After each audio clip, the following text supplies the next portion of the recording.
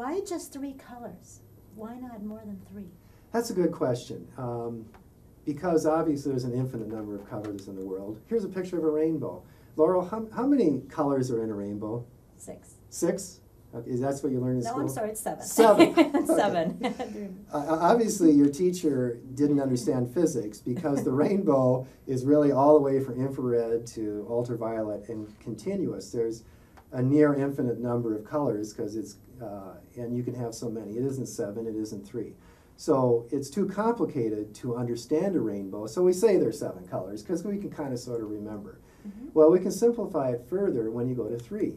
You learned in school about yellow, magenta, and cyan. Remember that? Your teacher said yellow, magenta, and cyan come together, put on white, and you blend them, and where yellow and cyan come together, you get green. And you probably played with balloons, and you can see through, and you see colors building. Yes. So we get an infinite number of colors just by blending 3. So having 3 perspectives is sufficient to build some very complex things. And that's how our brain works anyway. We have our receptors that are very limited. Our brain builds the complex image. This, incidentally, is a subtractive process. Your inkjet printer has those colors. You're coloring with paint, it's those colors. You start with white, and you filter out color. Now, there's an issue with the subtractive process, and that's why I didn't use it for the book. I used the television additive.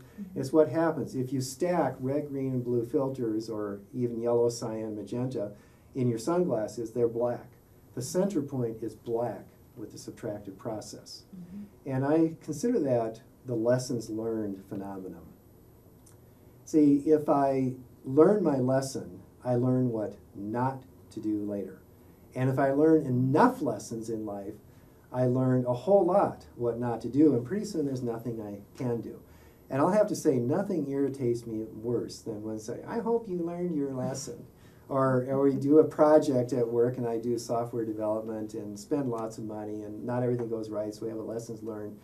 And unfortunately, we learn so many things not to do. Don't do this, don't do that. So we stifle and kill innovation. That's why bureaucracy is built down, it's lessons learned. So I try to avoid subtractive colors and instead do additive, where they blend and it gets brighter and brighter. Where green and red come together, you get a bright yellow. Where all 3 come together, you get the rainbow, and you have options. And which would you rather have at work? Would you rather have what not to do, or Laurel, you can do this, this, or this. I don't care which, but have fun and do a good job. Which would you rather do? Oh, I definitely like what I can do. What you can do. I like the options. Yes, it makes a huge difference. And so I am a strong proponent of not just 3 options, but 3 additive ones. All of them useful, all of them good, but always trying to blend it together in the center. I have a question about how individual people fit into your colorful model. Are we each a single color? That is a danger. You see, if I say I'm the people person and you're an engineer or vice versa, we put people in boxes, and that isn't fair. Really, what we have in life is we have all of our needs all the time. We have choices all the time. And I equate it to color balance. See, I have 2 pictures here. This picture is taken outdoors with the camera set to outdoor. So it's balanced for outdoor light. I then switched the camera to indoor sensing, but I still took an outdoor picture. You notice how blue it is. What we did is we made the camera more sensitive to blue and less to red and green. That got rid of the yellow that normally indoors with incandescent lighting, it's always very yellow compared to outdoors. So this is what indoor film or indoor digital picture would look like if you take it outside. Well, that's how we all are. So let's say, for the sake of argument, you're really a people person, you like people, you care how they feel. And let's say I'm more the engineering and I want quantitative and how you feel doesn't matter.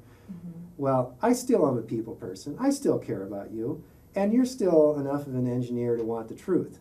But you are biased or wanting just shifted, like this color shift in one way or the other. So if I say you're a people person, I don't mean you're a solid people person, but you shift that way, and we all do that, and it's good. You build a team of multiple people, and it still morphs together into full color like that. So don't put them in boxes, just say it's a slight shift, a slight tendency, but they're capable of doing other things too.